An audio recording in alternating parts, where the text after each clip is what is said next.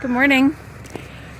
So I just did most of my chores. Today is the day that we move the haywagon hempcrete house, and I'm warming up my truck. The animals are fed, and now just waiting for the bottle jack. So what we have, I'll show you, is a house that has been built on an old reinforced haywagon.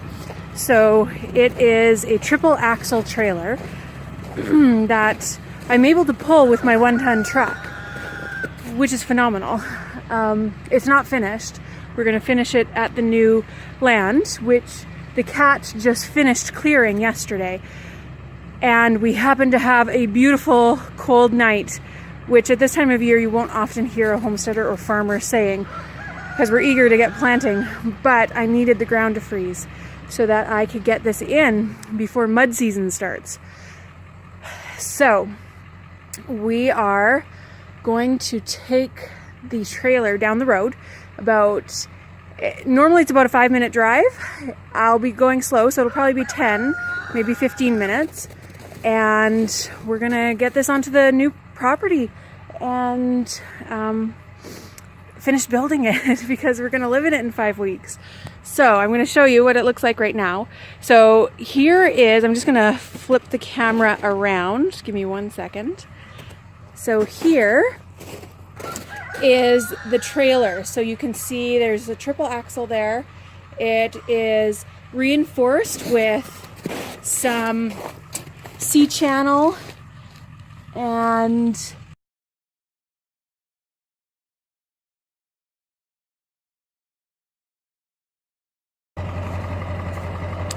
so we got the house down off of the stilts, well, most of the stilts, and off of the jacks. So here the truck is now supporting the weight of the house.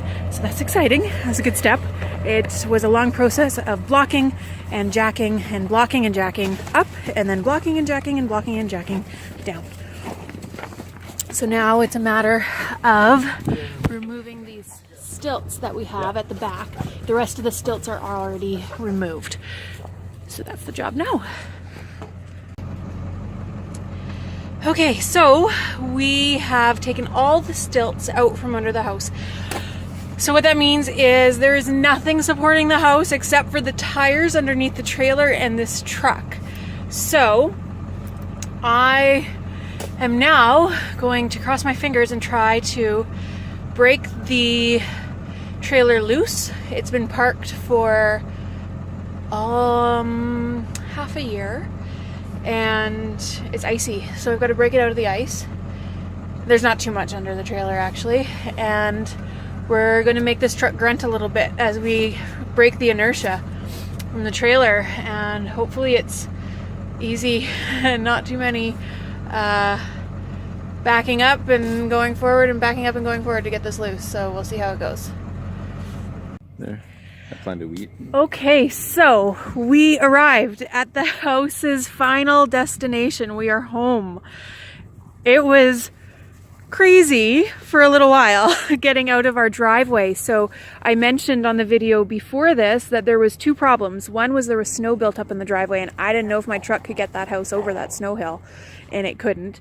Ended up heating up the transmission, so we had to shut off the truck and wait for our dear neighbor Jim, who's one of our saving graces out here, and he brought the backhoe and backbladed the driveway, got rid of all the snow. And so then the truck could get up the driveway, but we didn't have the roof on when we brought the house down that driveway the first time. And so the house, you can see it used to come up to the walls, and now, since we've added the roof, there's an overhang. So the house is about 3 feet wider now than when we originally brought it into that driveway.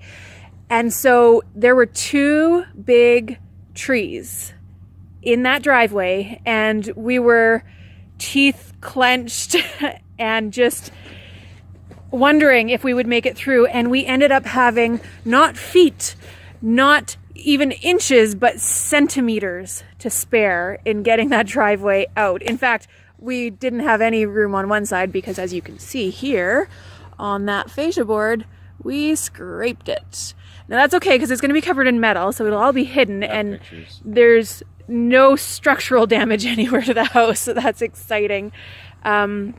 Jim, who backbladed the driveway for us so we could get through, also ended up pulling my truck down the driveway, and it was even hard with his backhoe and my truck both trying to get that house through those trees. But he jerked on the truck a few times and pulled us through. The trees are okay. We lost a couple of small branches. Sounds like a Corb Lug song. Yeah. And the house is okay. We just scraped a little bit of the bottom of the fascia board, which will be covered. And the house is here. So you can see this is our new home. And I'm going to back it into its spot here. And you can see just behind me here is where the gravel pad for the house will go.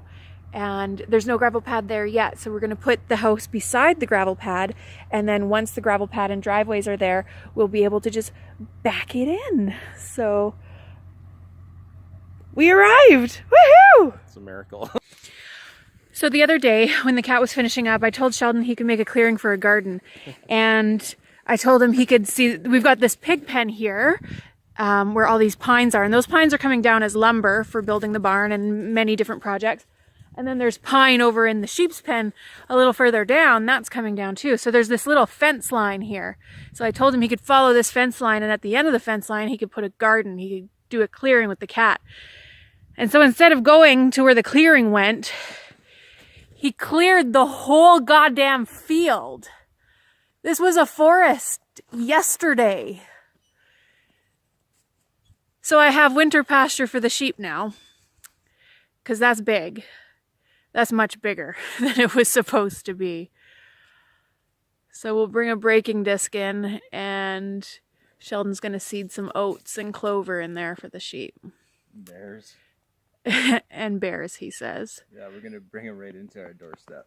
Yeah, no. So yeah, that's interesting. And then, as I said, all of these pines, we've got a whole bunch of jack pine on the property, mature stand right here by the house. And it just happens to be where I want a clearing. And it just happens to be enough lumber to build most of the projects we're going to want to do on the property. So we're going to be bringing in a sawmill, taking down these trees actually pretty soon, and starting to dry them. We're going to bring in a sawmill to create some boards out of them. And then we're going to have enough fence posts, rails from some of the small pine that we have back there, or way, way back there. There's a bunch of small pines. So we'll have rails for fences, and we'll have lumber for years. The amount of lumber that we're going to be able to mill in the first 2 years off this property is probably going to pay for about a quarter of the price of the property. So that's pretty exciting stuff. So the house is moved, and we had to call upon our neighbor Jim again, who bailed us out this morning, as my transmission started heating up again, trying to get it through the yard site, because it snowed over a foot in the last 70 hours. So my truck, it doesn't have 4x4, well it does, but it's not working. And so it was just becoming way too difficult to get the house into the position we needed it in. So we called Jim, and he brought the backhoe, and he put it into the position for us. And then we were going to finish working on the house and then put in the gravel pad and driveway in May, once the road bans are lifted, because we're getting into mud season.